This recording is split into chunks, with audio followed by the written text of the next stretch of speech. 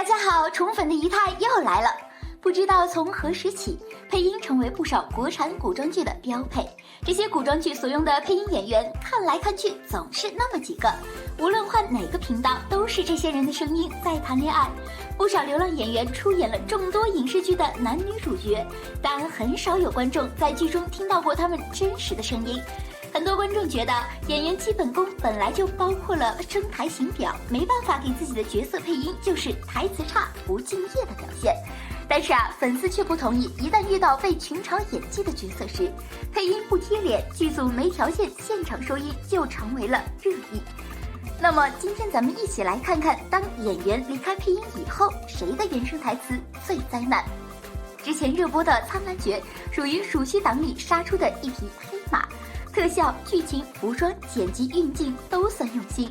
王鹤棣借着东方青苍一角飞升，23岁就拥有了自己的代表作，属于出名要趁早的典型选手。但不得不承认，粉丝对他的吹捧太过。两位主演演技只算及格，尚未达到实力派的水平，更别提原音了。王鹤棣自18岁出道起就没有用过自己的声音，但是其实也有剧组放过他的原音，比如《降业2》的预告片，只是当时一经放出，全网全嘲，台词不仅不清晰，而且口音重，违和感非常强，甚至连粉丝都表示拒绝。不信，咱们来感受一下。我有一把刀，保护上层水的好。救命！听完他说话，仪态甚至觉得颜值都下降了。后来剧组也是考虑到观众的呼声，这才找了配音演员弥补。但是作为男1号，还是要从声台形表各个方面改善才行。毕竟观众不是粉丝，不会停在原地等他进步。同样原音出戏的还有任嘉伦，有人说他的原声台词给人的感觉就是背下来，然后再毫无感情的念出来，就像一个没有感情的 AI 机器。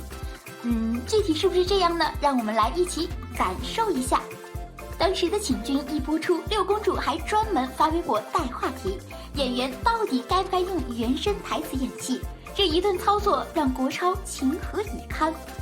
但是有一说一，这并不是他第一次被嘲。出生如故的续集《一生一世》就因为用了他的原声而让部分观众难以接受。每一个地方都是故事，喜欢啊！我经常去的地方也有一层层的木架。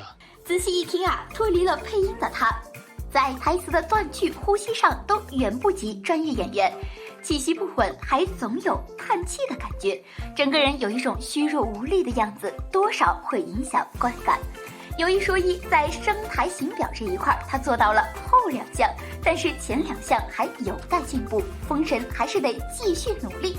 毕竟咱们是演员，可不是演辈啊。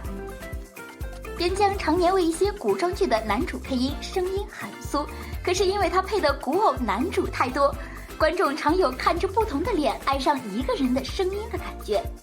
夜华是他，张启山是他，蓝忘机也是他。在《陈情令》的前半段，爱豆出身的王一博还未入戏，脸很肿，后面进入状态，又有优质的配音加持，这才借此一角有了知名度。但是离开边疆的王一博，原因不止一次被吐槽。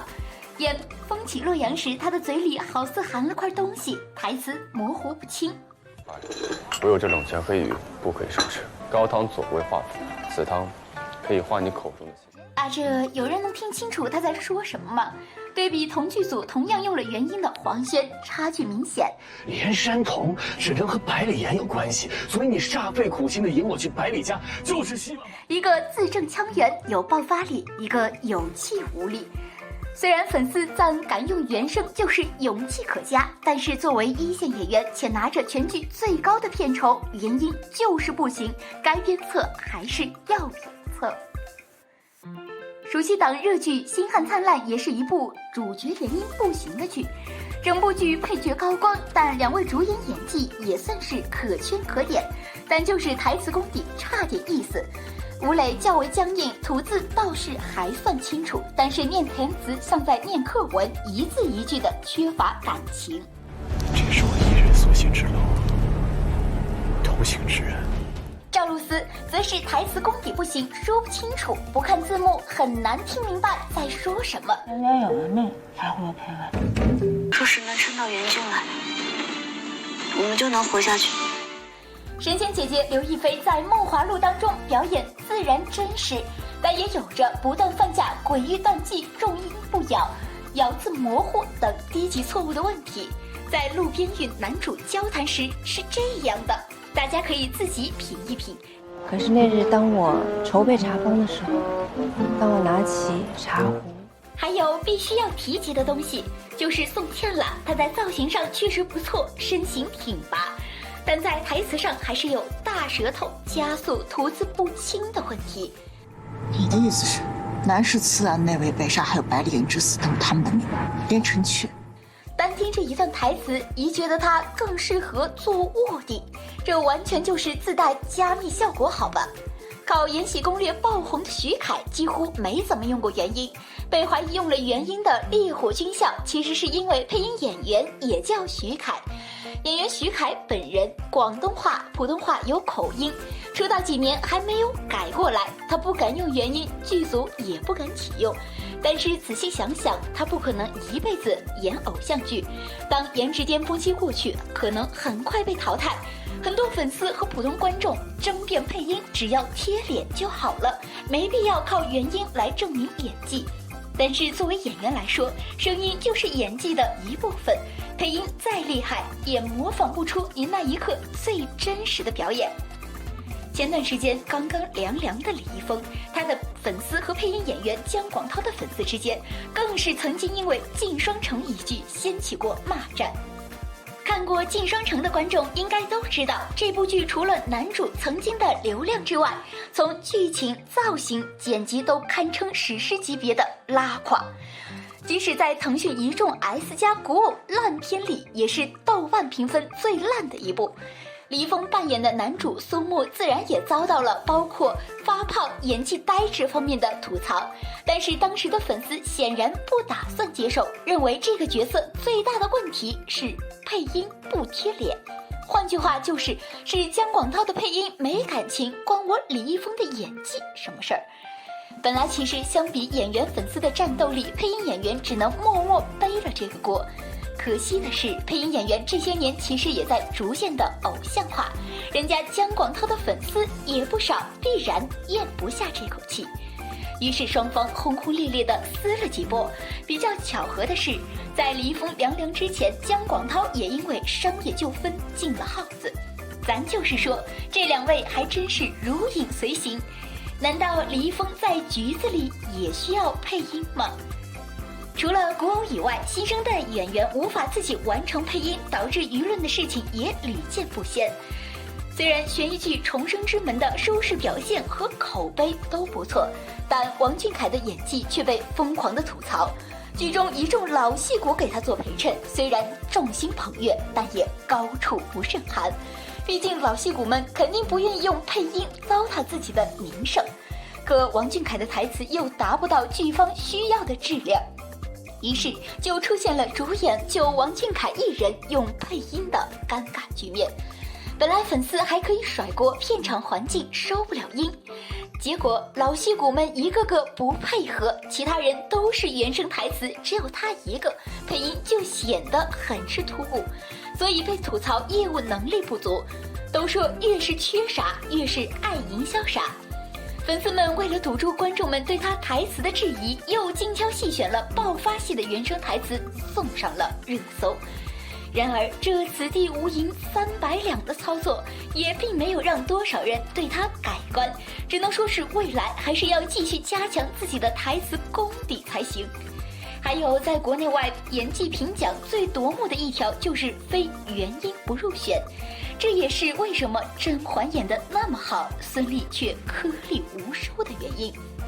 之前在《甄嬛传》中，她的演技一度被封神，各种细微的表情变化都能够体现剧中人物的心情。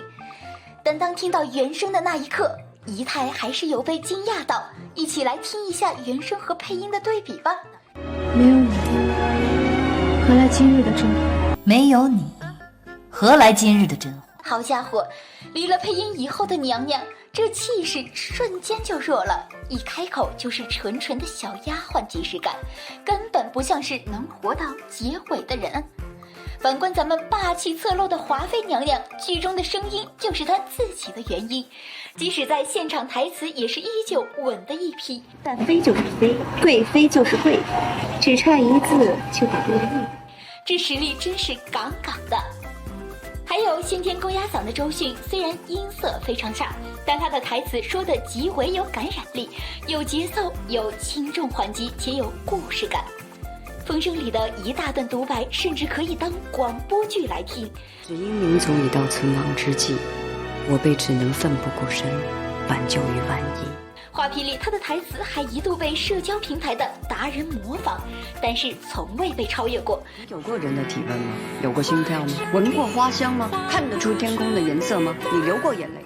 所以，好的台词能够塑造一个人物，甚至起到画龙点睛的作用。对于演员来说，声台形表是表演专业的4大基本功，声和台两项更是排在前2项，可见它的重要性。而现在亚播演员颇多，明明演技一般般，却借着配音的光或是人设的风采，而被吹捧成封神演技。台词只是表演的基本功，但总有很多人连及格线都达不到。说实话，要想成为一名名副其实的演员，还是得多下功夫才行。那么你对于演员不用原声用配音这件事怎么看呢？欢迎在评论区留言讨论哦。好了，今天的视频就到这里了。如果喜欢四姨太的视频，就请多多订阅和关注。四姨太每天都会更新精彩内容哦。